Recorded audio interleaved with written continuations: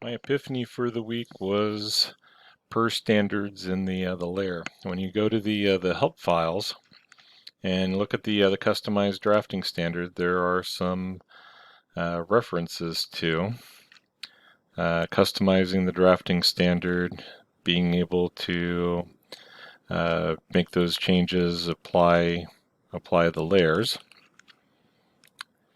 and then implementing the document layer defaults. And let's say the select PerStandard from layer doesn't really connect it back very well to how this all ties together. So I've never connected it. And if we go in and let's see, I did a PerStandard search, and there are lots of references. So the drafting standard, the ANSI, the ISO, display types, and have been able to identify and apply those, but really haven't ever successfully implemented the process. So under annotations and fonts, we all have the Century Gothic. You can change the font. Pretty happy with that one. Balloons, we have a layer. I've always seen that layer, so if I wanted that to be under dims. And then the datums, we could put, actually could make a datum layer and save it back with our document template. Geometric tolerances, a dim, and we could pretty much just go through and apply all of these. Maybe the notes will stay as none. Revision cloud is none. Surface finishes, we'll do dims. Weld symbols I would probably put under its own. Borders, if we have anything specific, I will leave that one.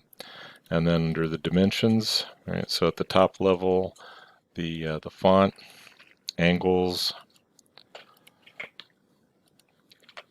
and running, don't use that one too much, but we're just going to go catch all of these kind of as a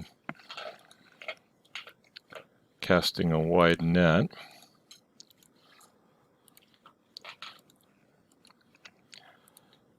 And applying everything that has, and if I miss anything, then the center line will be under the send,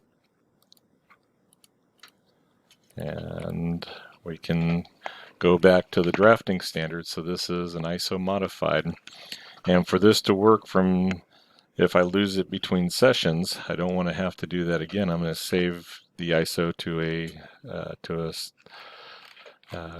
external file.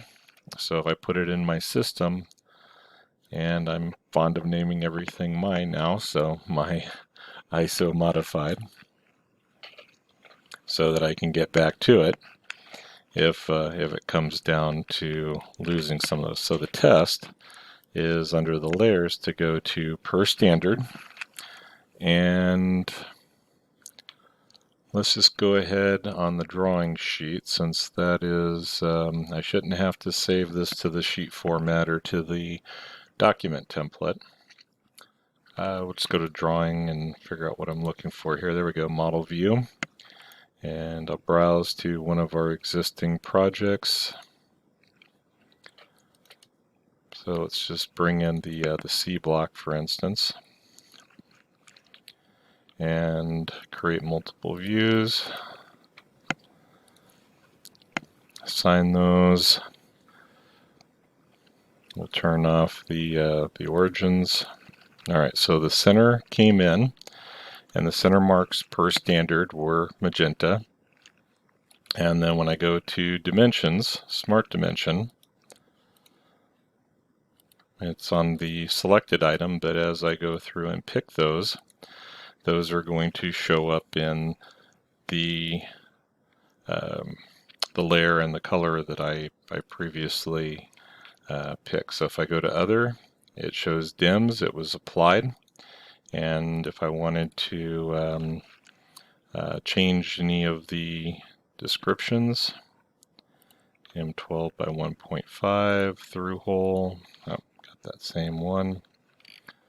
So it should be able to pick the outside and have a through. And if I were to make that a hole call out instead, we'll get rid of the dual dimension, but the 0.00 or 0.55 through, and have a little bit more. Let's see if we put it in an angle. Don't really have anything that is an angle, but that should also apply now in the DIMS. And I'm not having to set the layer or go through that process. Let's add a datum. I don't think I put in to change those. Well, if we did a surface finish, maybe we apply a surface finish symbol. And I already did that one, so let's make that a 32. So that's going to be going forward.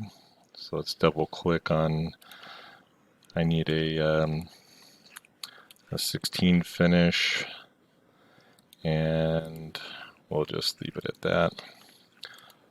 Alright, so that one's getting applied. And we could also put a leader. Did not have much luck shrinking those. So I'm not sure where the sizing comes in for the surface finish.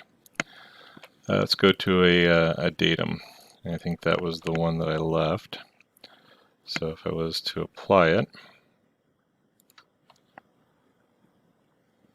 and we'll just attach it to the, then those get put in. Now we could possibly put our geometric symbols on another layer, so again we'd have a little bit of contrast and be able to pull those out. So I think I've found something that I like, that I've connected, looked for a while, and connected to the workflow and the process. So on another system, if I loaded up Solidworks on my desktop, then I would need to navigate back to the document properties, load from an external file, bring that in, and then would be able to, once I had the save file loaded, then I would have these same set of settings.